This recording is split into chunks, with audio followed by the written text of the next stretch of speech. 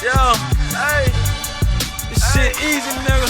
Hey, all I'm talking about, nigga, I'm still out here trying to get it. Contender Regime Boxing checking back in with y'all, man. What's good? Errol the True Spence Jr. missed out on a golden opportunity versus Manny Pacquiao.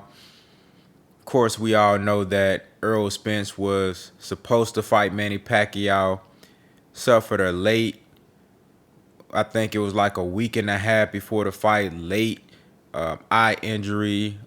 There was a small tear in his retina in the left eye.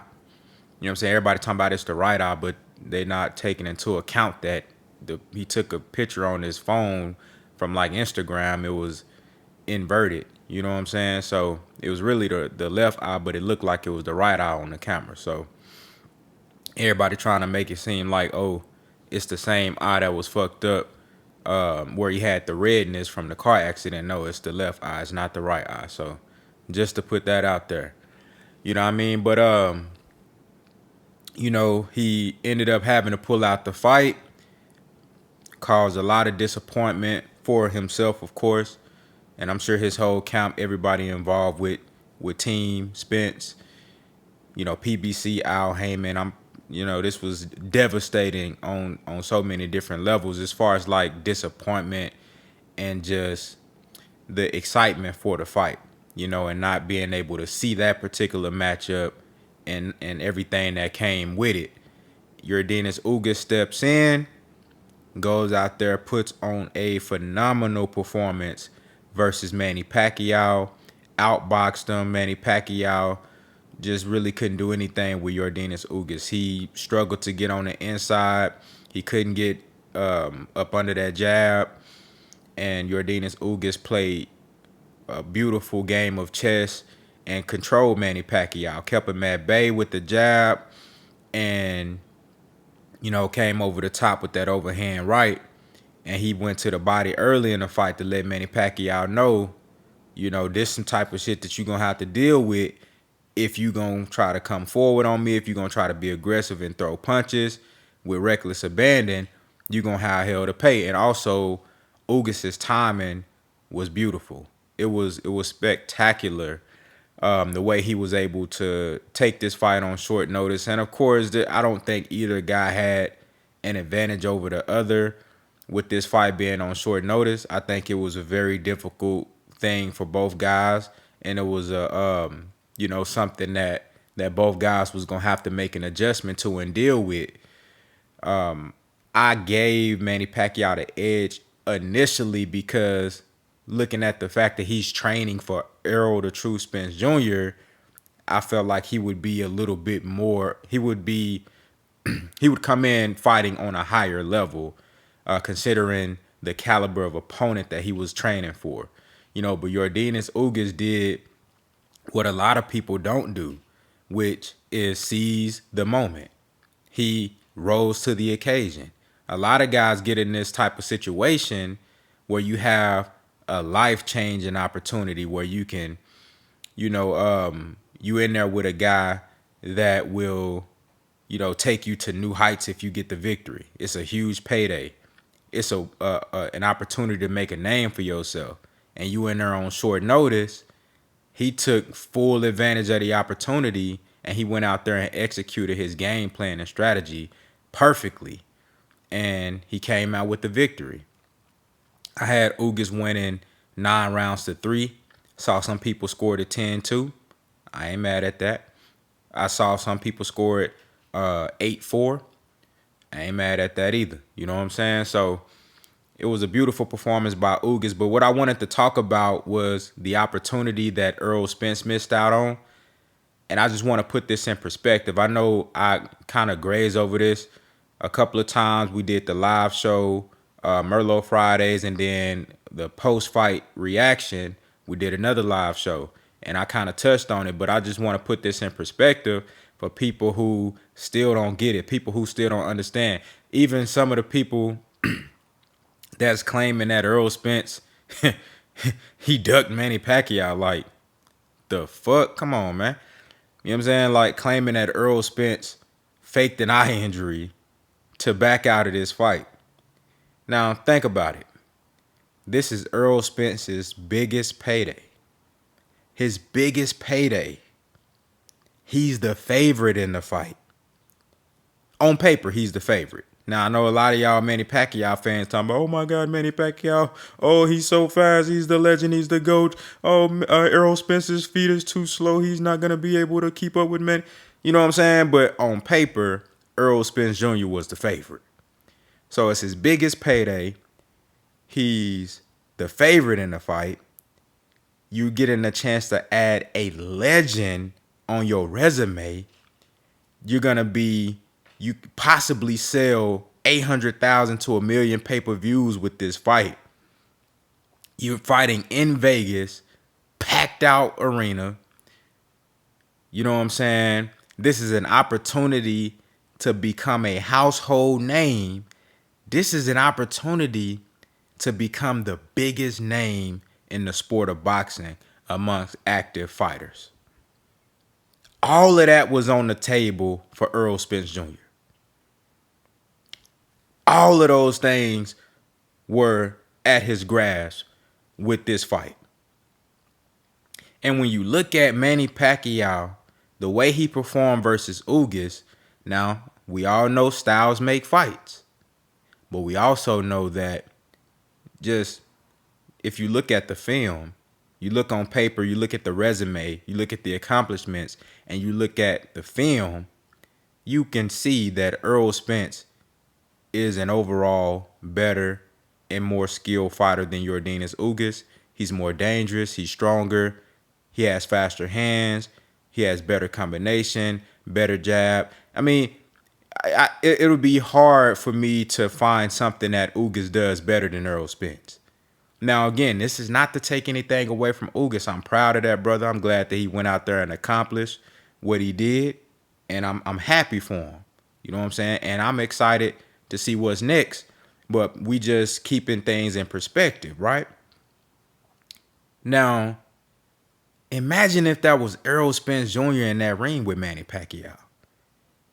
Now, mind you, as an orthodox fighter, Manny Pacquiao generally has those angles that he can hit you with that kind of, gives him an advantage with the athleticism and the angles. But that normally works better on orthodox fighters. Errol Spence is a southpaw. So not only was Manny's leg shot in that fight, he wasn't moving like he normally move. And I don't think it had nothing to really do with I'm not gonna take no credit away from Ugas. Manny was in shape. He looked good. He was looking good all the way in camp. You know what I'm saying? So, but I'm gonna tell you what it was. That jab. Ugas kept that jab on him. And I felt like Ugas could have used the jab even more. He only threw 400 punches. Errol Spence would have threw at least 800. At least 800. And a lot of them would have been jabs. So Manny Pacquiao was controlled by that jab.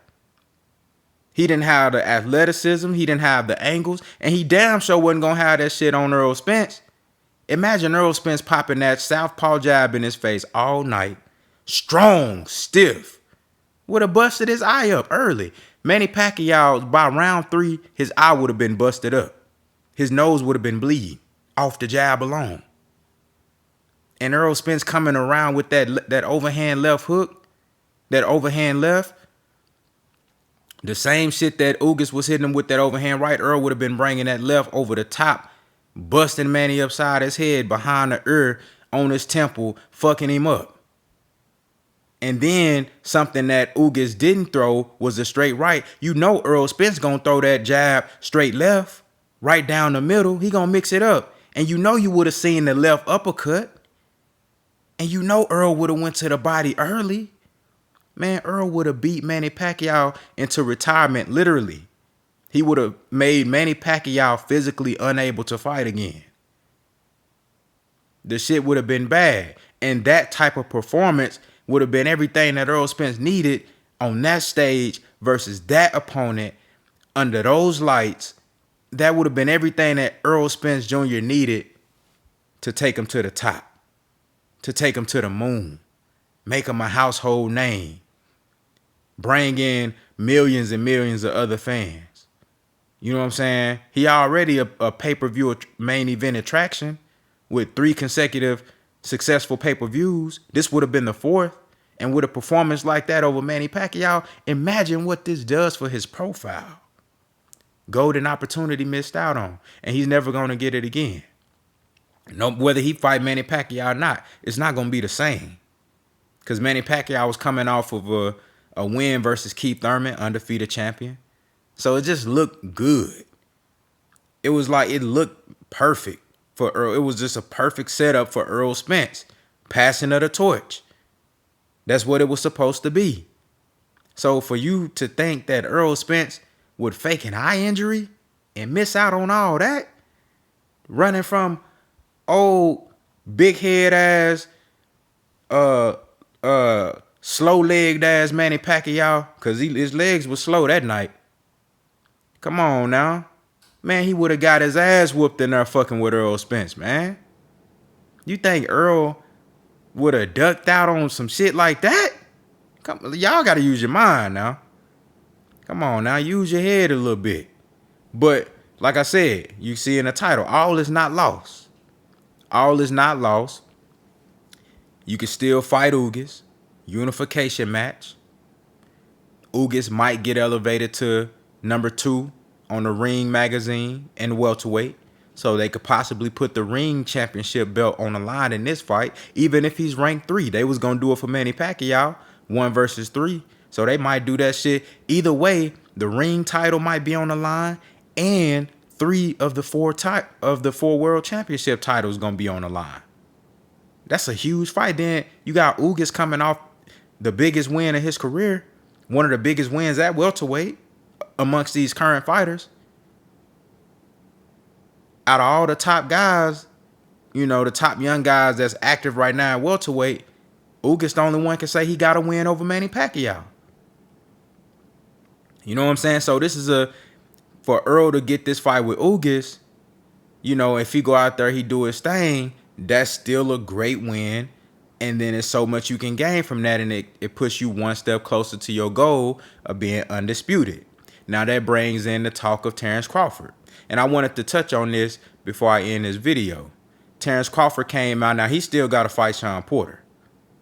So, if he can beat Sean Porter, then, you know, we'll see what happened. But Terrence Crawford came out on some little, you know, nanny boo-boo type shit on Twitter, laughing and giggling and shit, talking about looks like Errol Spence Jr. need me after all. You know, talking about I ain't hating, but, man, we know what it is, Terrence Crawford. Now, think about it. Terrence Crawford had been on record recently saying that, now this was all before the Manny Pacquiao fight fell through. But Terrence Crawford came out talking about, oh, I don't need Errol Spence. You know, I'm done with that fight. I ain't even thinking about that fight no more. I don't want nothing to do with Errol Spence. I'm past that. You know what I'm saying? But you know what it was? He was thinking that, oh, they might have that Manny Pacquiao fight on the table. You know, and whatever everybody got going on as far as, you know, the reasons why that fight didn't happen, the shit didn't happen, you know. And I already made videos on that, but the shit didn't happen. So he was talking all that shit, talking about, oh, I don't need Errol Spence, and you know what I'm saying, woo woo. Now you come out, you trying to make fun of Errol Spence. And let me show you the difference of Errol Spence, the difference between Errol Spence and Terrence Crawford. There was go to my Instagram. I posted a video of Errol Spence doing an interview. This was the same day they did the press conference where Manny Pacquiao and Errol Spence, they dressed it up, suited and booted with their suits on and shit, looking sharp. You know what I'm saying? And Errol Spence, the reporter asked Errol Spence, do you feel like some type of way that you got the fight for Manny Pacquiao and Terrence Crawford didn't get it? Basically trying to set him up, like saying some shit, oh, do you know, thinking that Errol Spence was going to shit on Terrence Crawford or something like that. Errol said, nah, I don't feel no type of way. He said, look, I wish the best for Terrence Crawford. You know what I'm saying? And he's like, shit, after I take care of Manny Pacquiao, he want that, you know, Errol Spence say he want that fight. But he said, look, I don't feel no type of way. I'm not trying to make fun of Terrence Crawford or nothing like that. You know, I got the opportunity and I wish the best for Terrence Crawford. And he said, look, you know, I wouldn't want to hate on I'm especially not going to hate on no fighter, especially no black fighter. It's already too many of them hating on us right now. So I ain't going to contribute to that. You dig what I'm saying? That's the difference from Errol Spence and Terrence Crawford. Where you see Terrence Crawford, Errol Spence suffer an eye injury. You know, Terrence Crawford on Twitter on some nanny boo-boo shit, laughing and giggling and shit, talking about, oh yeah, look like you need me now. But I'm going to tell you what it is. What it is Terrence Crawford realized that now that Manny Pacquiao got his ass whooped by Ugas, he for damn sure never going to get the Manny Pacquiao fight. And it ain't even worth it now.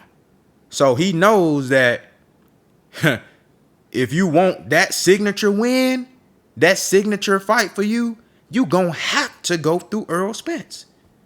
Literally, that was basically Terrence Crawford. It was like a nervous laugh, you know, nervous humor. You know what I'm saying? Basically, coming out, he's come to the realization that he's gonna absolutely have to fight Errol Spence because he's not gonna. The Manny Pacquiao thing is no more. So in order for him to get that signature fighter, that signature victory that he's looking for, he's going to have to go through Errol Spence.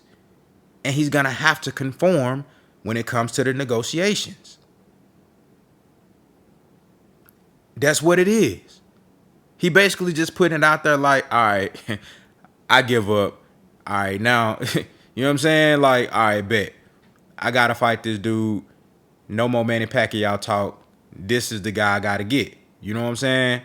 But Errol Spence been saying it the whole time. He been saying he want the Terrence Crawford fight. You never heard Errol Spence say, I don't want to fight Terrence Crawford.